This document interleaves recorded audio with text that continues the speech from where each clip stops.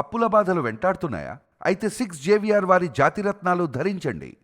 Hello అండి, అందరికీ నమస్కారం. నేను మీ కట్టా కార్తీక్.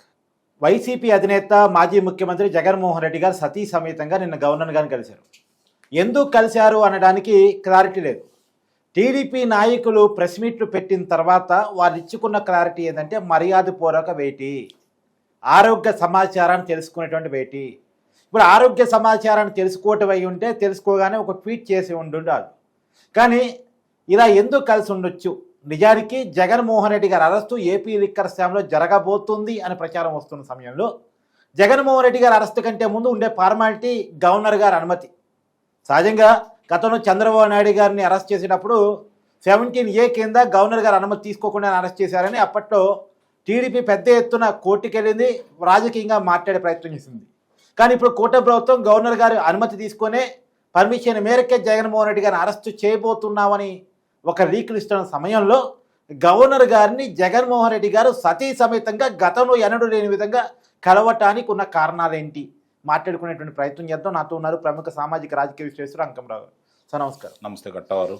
సహజంగా గవర్నర్ గారిని విపక్ష నాయకులు కలవటం కొత్త కాదు, కలవచ్చు. రాష్ట్ర ప్రభుత్వం మీద ఏదైనా కంప్లైంట్స్ ఉన్నా ఇంకేదైనా ఇవ్వచ్చు. కానీ పార్టీ నాయకులతో కాకుండా సతీ సమేతంగా గవర్నర్ గారిని కలిశారు జగన్మోహన్ రెడ్డి గారు. అందులోనూ లిక్కర్ స్కామ్లో అరెస్ట్ కాబోతున్నారు అనే సమాచారం బయటకు వస్తున్న నేపథ్యంలో కలిశారు. ఎలా చూడాలి సార్ ఈ భేటీని? ఆయనేమో ఆయనకు ఆరోగ్యం బాగాలేదు అని కలిశానంటే మీరేందండి పాపం అబండాలు వేస్తాడు ఆ పిల్లాడి మీద. ఆయన ఆరోగ్యం బాగలేదు, రాష్ట్ర ప్రథమ పౌరుడు, మర్యాద పూర్వకంగా సతీ సమేతంగా ఆయన వచ్చి కలిశాడు. అంటే గతంలో ఎప్పుడూ లేదు కదా ఇలా. కొత్త సాంప్రదాయాలు సృష్టించడమే జగన్మోహన్ రెడ్డి యొక్క నైజం కదా. సరికొత్త సాంప్రదాయాలు ఆయన చూసి అందరూ నేర్చుకోవాలి కదా. ఆయన ఒరవడే అలాంటిది కదా. వెంకటేశ్వర స్వామి దగ్గరికి ఒక్కడే వెళ్తాడు. మరి ఈరోజు గవర్నర్ గారి దగ్గరికి సతీ సమేతంగా వచ్చాడు. అది అంటే దేవుడి మీద ఆయన ఉన్న భక్తికి మరి గవర్నర్ గారి మీద ఉన్నటువంటి భక్తిని మీరు వ్యత్యాసం చూసుకోవచ్చు. సరే, గవర్నర్ గారి మీద ప్రేమ భక్తి ఉంటే తప్పులేదు, మంచిది అది. కానీ ఎప్పుడు లేని విధంగా ఇప్పుడే కలవాల్సిన అవసరం ఎందుకని వచ్చింది? మళ్ళీ కలిసే అవకాశం రాదు కనుక. కావునా కాదా చెప్పండి. మళ్ళీ కలిసే అవకాశం వస్తుందా? నాకు తెలిసి ఒక 10 సంవత్సరాల దాకా రాకపోవచ్చు. కాబట్టి ఈలోపే కలుద్దామని చెప్పి ఆయన కోరిక కావచ్చు. ఈ భేటీ తర్వాత రేపు గవర్నర్ గారు జగన్మోహన్ రెడ్డి గారి అరెస్టుకి సంబంధించి ఇచ్చే పర్మిషన్లో ఏమైనా తేడా ఉండే అవకాశం ఉంటుందా? ఇప్పుడు ఆయన కనుక ఏమాత్రం హామీ ఇచ్చిండో పావు గంట అరగంటలో బయటకు వచ్చేవాడు.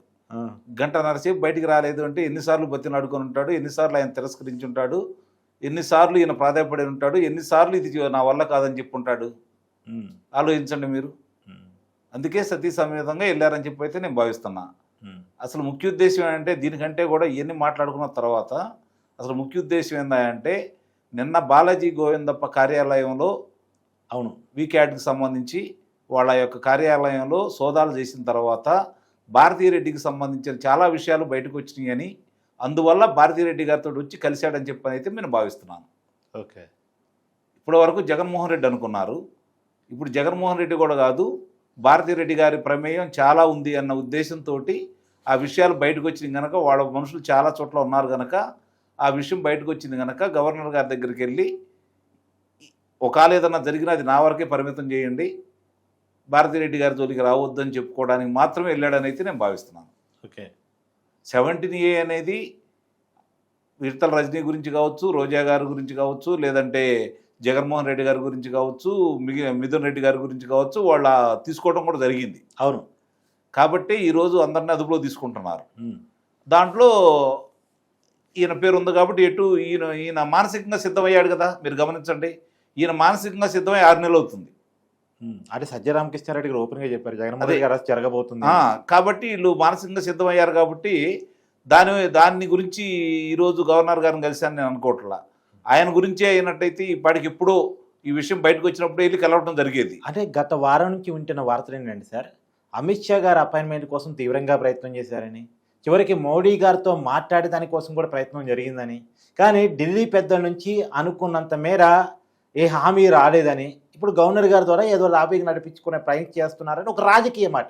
నిజానికి రాజ్యాంగబద్ధ వ్యక్తులని కలిసినప్పుడు మనం ఆ మాట అనడానికి లేదు. కానీ బయట వస్తున్నటువంటి ఆరోపణ, ఎందుకంటే సాంప్రదాయాలకు విరుద్ధంగా జగన్మోహన్ రెడ్డి గారు కలిసారు కదా. గతంలో ఈ అలవాటు, ఈ కల్చర్ జగన్మోహన్ రెడ్డి గారికి విరివిగా ఉండుంటే ఈ అనుమానం రాదు. అవును, అంటే ఇక్కడ ఏంటంటే మనం అనుకున్నట్టుగా కాకుండా నా ఉద్దేశం ప్రకారం దీనివల్ల కలిసి ఉంటాడని అయితే నేను భావిస్తున్నాను. ఇప్పుడు ఆయన రాజ్యాంగబద్ధ పదవుల్లో ఉన్నాడు, ఆయన రాష్ట్రానికి పదం ప్రౌఢుడు, అవును, అలాగే భారతీయ జనతా పార్టీకి దగ్గర మనిషి, కేంద్రానికి బాగా దగ్గర మనిషి కాబట్టి ఆయన దగ్గర విన్నపాలు చేసుకొని విన్నపాలు వినవలే వెంకటేశ్వర అని చెప్పని మనకి గతంలోనే ఉంది కాబట్టి ఈరోజు ఆయన నజీర్ గారిని ఆ విధంగా మాట్లాడుకోవడానికి లేదా బతిలాడుకోవడానికి అంత సమయం పట్టిందని అయితే నేను భావిస్తున్నా. లేదు ఈ నెలంలోనే నీకేం పర్లేదు నేను ఉన్నానంటే ఆనందంగా బయటకు వచ్చేవాడు, దాని గురించి మాట్లాడేవాడు, లేకపోతే వేరే విధంగా ఉండేది. అది కూడా వరలరామయ్య గారు బయటకు వచ్చి నువ్వు గవర్నర్ గారిని ఎందుకు కలిసావు అని చెప్పి ప్రశ్నించిన తర్వాత కదా ఆయన ఆరోగ్యం గురించి వాకప్ చేయడానికి వెళ్ళాలని చెప్పింది. అంతకుముందు అయితే బయటికి రాలేదు కదా. కాబట్టి చాలా స్పష్టంగా అర్థమైపోతా ఉంది, వాళ్ళకి పంచరంగుల నక్షత్రాలన్నీ కనపడతా ఉన్నాయి. ఈరోజు అరెస్ట్ అంటే భయం లేదు, భయపడొద్దు అని క్యాడర్కి చెప్తా ఉంటాడు, తను మాత్రం భయంలో ఉంటాడా అంటే జగన్మోహన్ రెడ్డి వీటన్నిటికీ అతీతుడని అయితే నేను భావిస్తున్నా. మొట్టమొదటి నుంచి కూడా ఎవరన్నీ చెప్పినా దీనికన్నిటికీ అతీతుడు. ఎందుకంటే అతను ఏం చేయాలనుకుంటున్నాడో అది చేసుకుంటూ వెళ్తున్నాడు, ఎదుటాల గురించి చెప్పేది వినడు, తను చెప్పిందే చేయాలనే భావనలో ఉంటాడు. ఆ విధంగా చేసిన వాళ్ళని తన పక్కన పెట్టుకుంటూ ఉంటాడు. ఇంకోళ్ళ దగ్గర సలహాలకు తీసుకొని సంప్రదించో వాళ్ళ సూచనల మేరకు ముందుకు నడిచే వ్యక్తి అయితే మాత్రం నేనైతే భావించట్లేదు. ఆ విషయంలో ఇప్పుడు జరుగుతున్న పరిణామాలన్నీ అతనికి క్షుణ్ణంగా అర్థమైంది. అది వారమా, 10 రోజుల, నెల, 2 నెలల అంతకంటే దాటైతే ఉండదు. అదుపులో తీసుకోవడం అనేది నిశ్చయం అయిపోయింది. దేశ విదేశాల్లో ఇప్పుడు 12 మంది గురించి రెడ్ కార్నర్ నోటీసులు ఇస్తున్నారు. అవును, ఇంకొక 2 ఉన్నారు ఈయనకంటే ముందు, ఒకళ్ళు విజయసాయి రెడ్డి, ఒకళ్ళు నారాయణ స్వామి. నారాయణ స్వామి నిందితుడు లిస్టులో లేరుగా. నీకు అందరు ఉన్నారా? అంతకుముందు బాలాజీ గోవిందప్ప ఉన్నాడా, లేకపోతే కృష్ణమోహన్ రెడ్డి ఉన్నాడా, జగన్మోహన్ రెడ్డి ఉన్నాడా?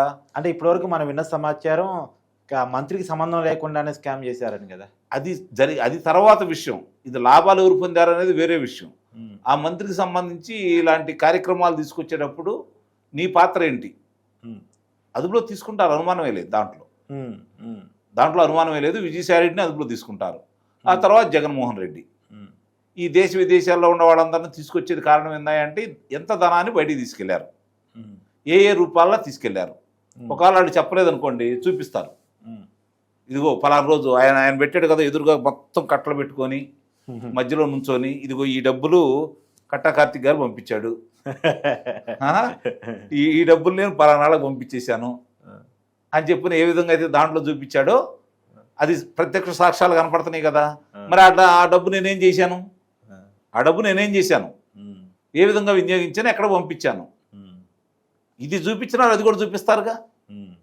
కాబట్టి ఇన్ని వివరాలు వాళ్ళ దగ్గర ఉన్నాయి కాబట్టి ఈరోజు వాళ్ళు గెల కొట్టుకుంటున్నారు. కారణం ఏంటంటే చేపకి ఈతొచ్చు కానీ వలలో చిక్కిన తర్వాత బయటికి వెళ్ళలేదు కదా. ఇప్పుడు వల పడిపోయింది వాళ్ళ చుట్టూ. మేము గజేతగాళ్ళు అన్న వాళ్ళు కూడా ఉపయోగం లేకుండా పోయింది. జరుగుతున్నవన్నీ కూడా కళ్ళ ముందు కనపడుతున్నాయి కాబట్టి ఏమీ తోచక ఏం చేయాలో అర్థం కాక ఆయన సర్వోన్నత న్యాయస్థానంలో ఆయన కూడా ఒక న్యాయమూర్తిగా చేశారు కాబట్టి చివరి అంటే దింపుడు కల్లా ఆశ అంటారు, అలాంటి ప్రయత్నం చేశాడని అయితే నేను భావిస్తున్నాను. Thank you sir.